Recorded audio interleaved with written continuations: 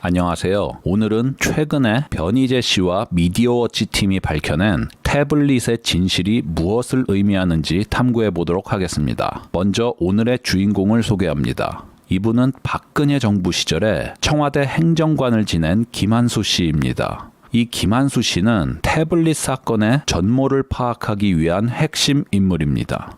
왜 김한수가 핵심 인물이냐? 우선 JTBC의 김한수에 대한 최초 보도를 보시겠습니다. JTBC는 태블릿 보도를 터뜨린 이틀 뒤인 2016년 10월 26일 다음과 같이 보도합니다. 최 씨가 사용했던 이 태블릿 PC의 명의를 확인한 결과, 태블릿 PC의 명의를 확인한 결과, 태블릿 PC의 명의를 확인한 결과 또 다른 인물이 등장했습니다. 이 PC는 법인 명의로 돼 있었는데 그 대표였던 사람이 바로 현재 청와대의 선임 행정관으로 근무하고 있습니다. 김필준 기자의 단독 보도입니다.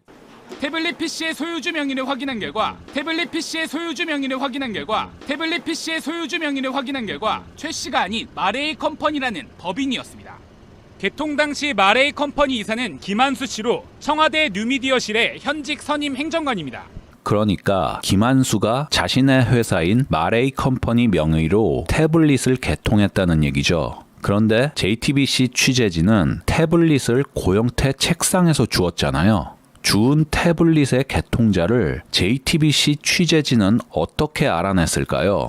경우의 수는 3가지입니다. 첫째, 검찰이 조사 결과를 흘려줬다. 둘째, 태블릿이 가입된 통신사에서 알려줬다. 셋째, 김한수가 알려줬다. 방법은 이 3가지 중 하나겠죠. 먼저 첫 번째 가능성은 미디어워치에서 조사한 결과 배제되었습니다. SK텔레콤이 검찰의 태블릿 개통자를 확인해준 날이 JTBC의 개통자 보도를 한 다음 날이었거든요. 즉 JTBC가 검찰보다 먼저 알았다는 얘기죠. 그럼 두 번째 가능성은 어떨까요? 이게 바로 JTBC의 주장입니다. JTBC 기자가 태블릿을 SK텔레콤 대리점에 갖고 갔더니 거기서 개통자가 누군지 알려줬다는 겁니다. 이걸 또 계열사인 중앙일보에서 보도를 해줬어요. 또 JTBC 태블릿 취재팀장인 손용석 씨는 2018년 4월 25일 검찰 진술에서 다음과 같이 답변합니다. 김필준 기자에게 태블릿 PC의 개통자를 확인해보라고 지시를 하니 김필준이 어디인지는 모르지만 SK텔레콤 대리점에 가서 확인을 해왔습니다. 김필준은 태블릿을 고영태 책상 안에서 최초 입수했다는 기자입니다. 태블릿의 명의를 불법적인 방법으로 알아냈다고 자백한 셈이죠. 미디어워치 팀은 스마트 기기의 소유주가 아닌 사람이 SK 대리점을 통해 개통자를 확인할 수 있는지 SK텔레콤 고객센터와 대리점에 각각 문의를 해보았습니다. 먼저 고객센터의 답변입니다. 개통자는 저희가 확인할 수 없고 이게 고객님의 개인정보이기 때문에 확인해 드릴 수가 없다. 저희도 이름이 가려져 있어서 확인할 수가 없다. 습득한 사람도 저희도 명의자 성함을 확인해 줄 수 없다. 자, 이번엔 대리점의 답변입니다. 본인이 아니면 무조건 안 된다 라고 아주 완강히 거절하지 않습니까? 당연히 불법이니까 안 해주는 거겠죠.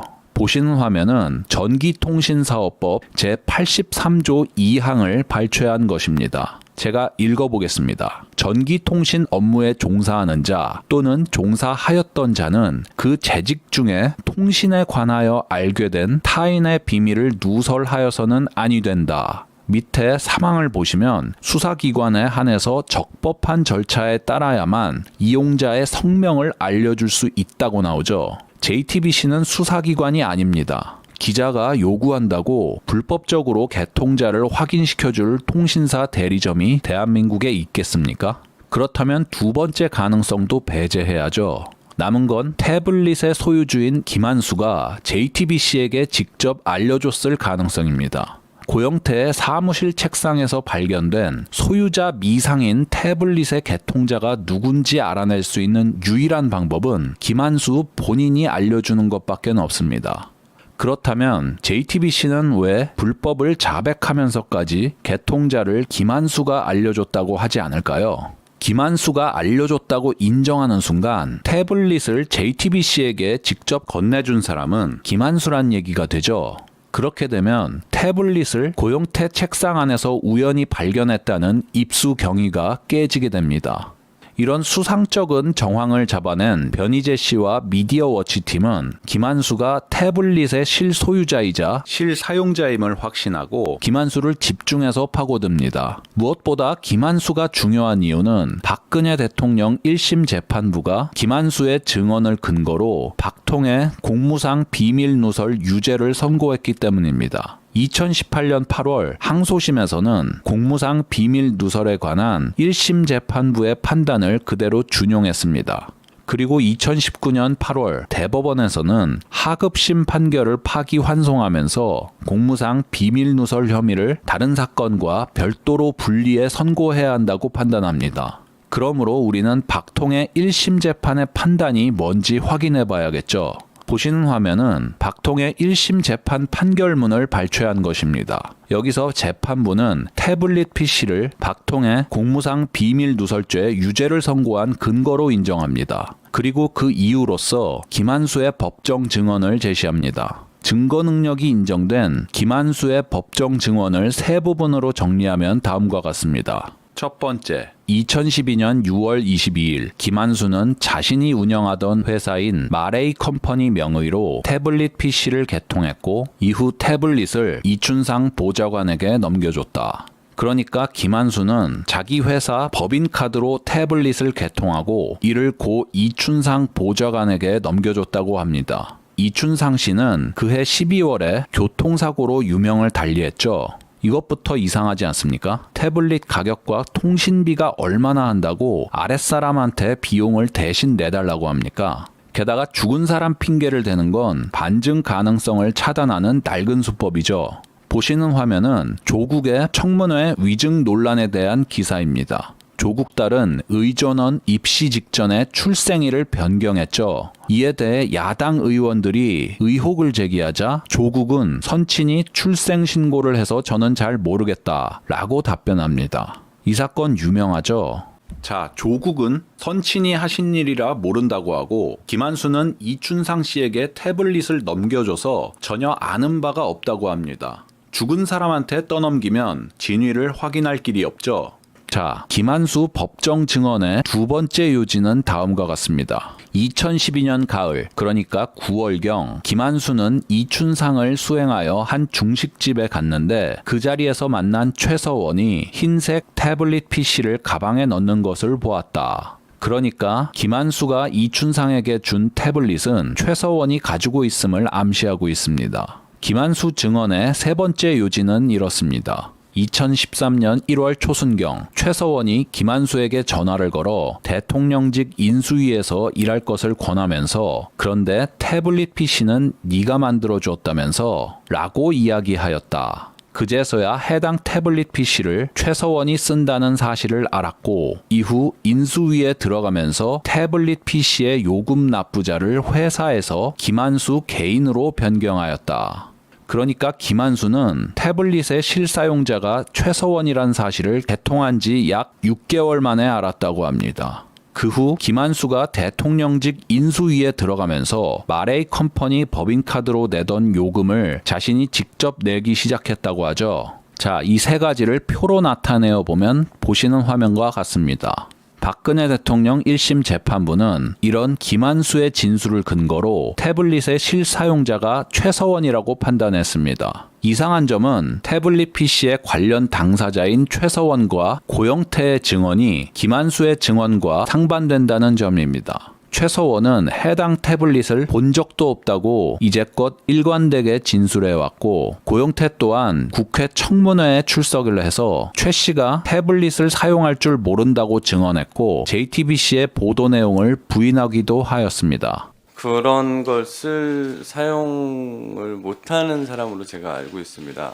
네. 최순실은 태블릿 PC를 사용을 못한다. 네, 제가 알기로는 제 회사에 있는 제 책상에 있었다고 그렇게 와전이 된 걸로 그렇게 알고 있습니다. 그래서 저하고 전혀 무관하고 그 기자분이 직접 이 자리에 나와서 그걸 명확하게 설명을 해주셨으면 좋겠습니다.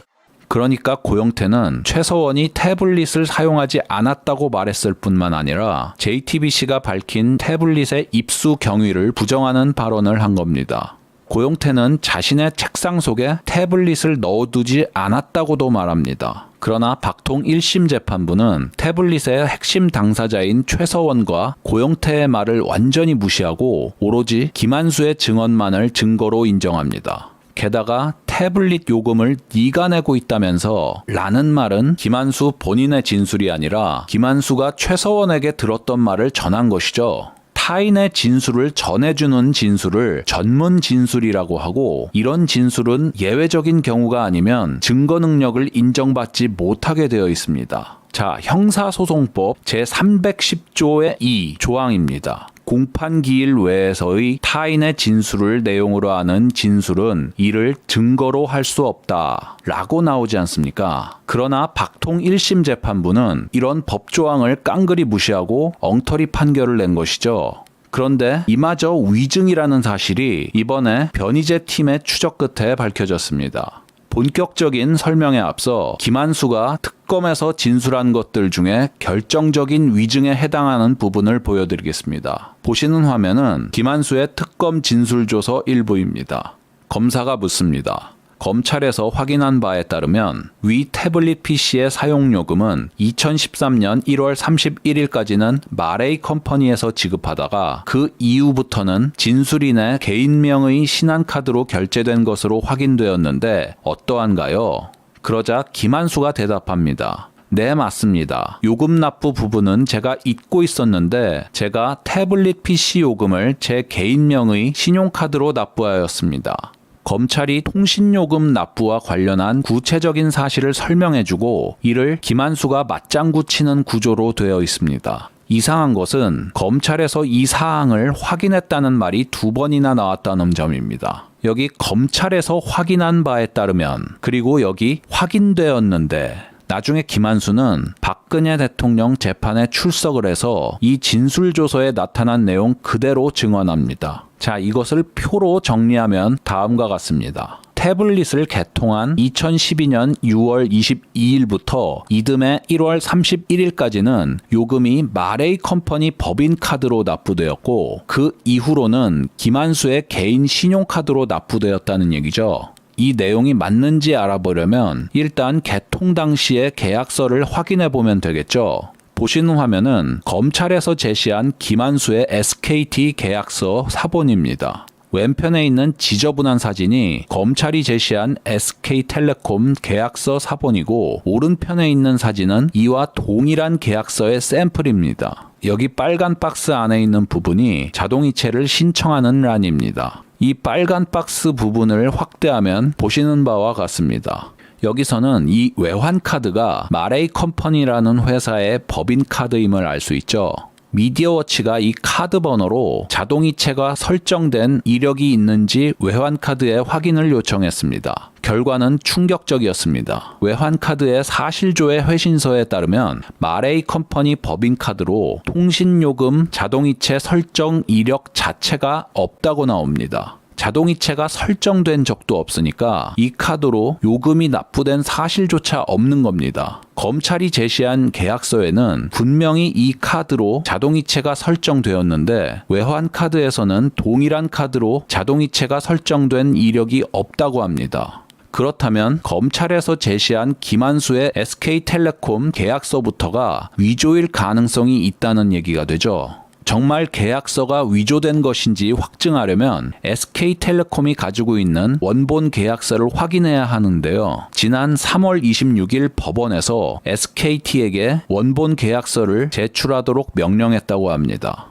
특검이 제출한 SKT 계약서가 위조라는 정황은 또 있습니다. 아까 특검이 기간별로 납부한 신용카드가 뭔지 다 확인했다고 했죠. 개통 후 약 7개월 동안 마레이 컴퍼니 법인카드로 요금이 납부되었고 2013년 2월부터 김한수 개인 신용카드로 납부되었다고 했습니다. 그런데 특검이 제출한 증거 목록에는 김한수의 개인 신용카드 납부 내역은 존재하지만 마레이 컴퍼니 법인카드 납부 내역은 누락되어 있습니다. 보시는 화면은 재판부에 제출된 김한수의 개인 신용카드로 납부된 내역입니다. 2013년 2월부터 납부되었다고 나오죠. 마레이 컴퍼니 법인카드로 결제된 약 7개월간의 요금 납부 내역도 보시는 바와 같이 제출이 되어야 하는데 이게 누락이 된 겁니다. 변희재 팀에서는 이를 법인카드로 요금이 결제된 사실이 없음을 숨기기 위한 고의적인 누락이라고 보고 있습니다. 자, 이뿐이 아닙니다. 문제의 태블릿은 개통 후 요금이 납부되지 않아서 2012년 9월 10일부터 11월 27일까지 이용정지 상태임이 확인되었습니다.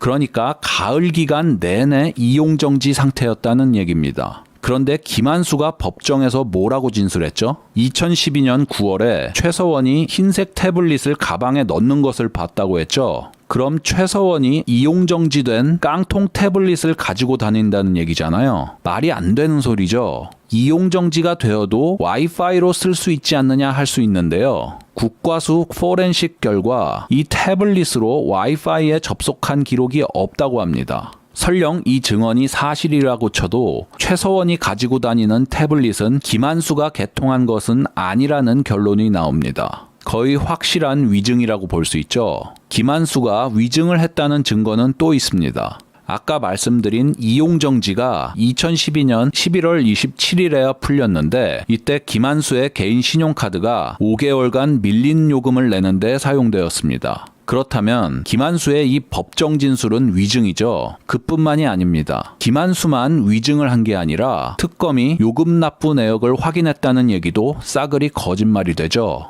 2012년 11월 27일에 김한수가 개인 카드로 밀린 요금 납부하는 건 검찰이 알고 얘기하는 걸까요? 검찰이 모르고 이런 소리를 했다면 여기 요금 납부를 확인했다는 말이 거짓이 되고 알고도 이런 소리를 했다면 의도적으로 위증을 유도했다고 볼 수밖에 없죠. 이제 검찰은 빼도 박도 못하는 겁니다. 이번엔 태블릿의 실사용자가 김한수라는 증거를 보시겠습니다. 2012년 11월 27일 김한수가 자기 개인 카드로 밀린 요금을 납부하여 이용정지가 해제되는데요. 오후 1시 11분에 태블릿의 정지가 해제되었다는 메시지가 뜨고 2분 30초 만에 대전역 유세.hwp 파일을 다운로드 받습니다. 태블릿의 실사용자가 김한수라는 강력한 증거죠. 김한수가 이용정지를 풀고 최서원한테 이제 사용 가능하다 라고 바로 전화로 알려줬을 수도 있지 않느냐 라고 할 수도 있는데요. 그렇다면 최서원이 적어도 이용정지가 풀렸을 때는 김한수가 개통자라는 걸 알았다는 얘기죠.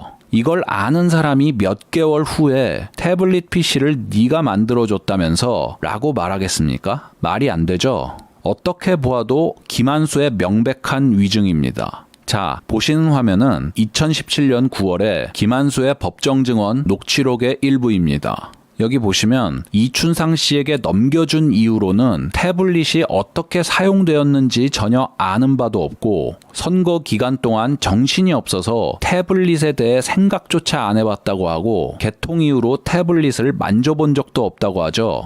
선거 기간에 밀린 요금을 다 내서 이용정지를 푼 즉시 대전역 유세문서를 다운로드 받아 열람했는데 어떻게 사용됐는지도 모르고 만져본 적도 없다? 명백한 위증입니다. 뭐 도대체가 김한수는 입만 열었다 하면 거짓말입니다. 이렇게 김한수의 검찰 진술과 법정 증언은 죄다 거짓말로 점철되어 있습니다. 무엇보다 흥미로운 것은 통신 이용정지가 풀리고 3시간 만에 태블릿 안에 김한수의 딸 사진 3장이 저장되었다는 점입니다. 여기 2012년 11월 27일 오후 4시 19분이라고 나오죠. 이것은 국과수 포렌식 검증을 하면서 복원한 사진인데요. 김한수의 당시 카톡 프로필 사진이라고 합니다. 자, 그럼 최서원이 태블릿을 쓰다가 김한수의 카톡 프로필을 열람했을 수도 있지 않느냐 라고 하실 분들도 있을 텐데요. 김한수는 최서원과 카톡한 적 없다고 법정 증언했습니다.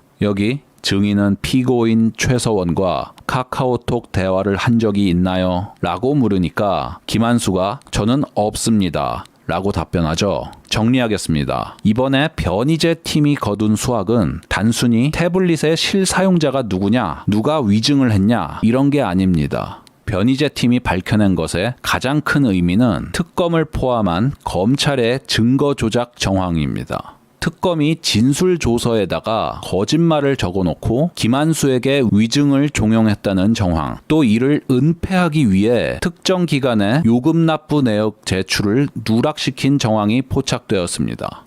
검찰이 계약서 위조에 가담한 정황도 있죠. 검찰이 제시한 SK텔레콤 신규 계약서에는 마레이 컴퍼니 명의로 자동이체 설정이 되어 있는데 정작 카드 회사에서는 그 카드로 자동이체 설정된 이력이 없다고 합니다. 지금 변희재 팀은 대한민국 검찰을 적으로 삼고 그들과 맞짱을 뜨고 있는 겁니다. 변희재 팀이 밝혀낸 태블릿의 진실에 대해 별로 달가워하지 않는 분들이 계신데요. 제가 그분들의 의견에 답해 보겠습니다. 대표적인 사례로 다음과 같은 주장이 있습니다. 김한수가 위증을 했다는 건 알겠다. 그러나 김한수의 입을 통해서 나올 진실이 박근혜 대통령에게 불리할 가능성을 배제해선 안 된다. 태블릿의 실사용자가 결국 최서원으로 드러난다면 이는 우파 전체는 물론 박통에게 엄청난 누를 끼치는 일이다. 제가 3가지 반박을 해보겠습니다. 첫 번째, 이 주장을 하는 순간 그 사람은 박통에게 이미 누를 끼치고 있죠. 박통이 감추어야 할 치부가 있다는 말 자체가 이미 박통의 명예에 흠집을 내고 있다는 사실을 간과해서는 안 됩니다.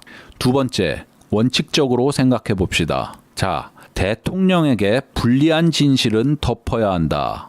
여러분은 이 명제에 동의하십니까? 이 문장에서 대통령이 어느 대통령을 지칭하는 것인지 알아야 동의할지 말지 결정하겠다는 거라면 이는 진영 논리에 해당하죠. 저 문장 앞에다가 문자를 붙이건 박자를 붙이건 스탠스가 달라져서는 안 되겠죠.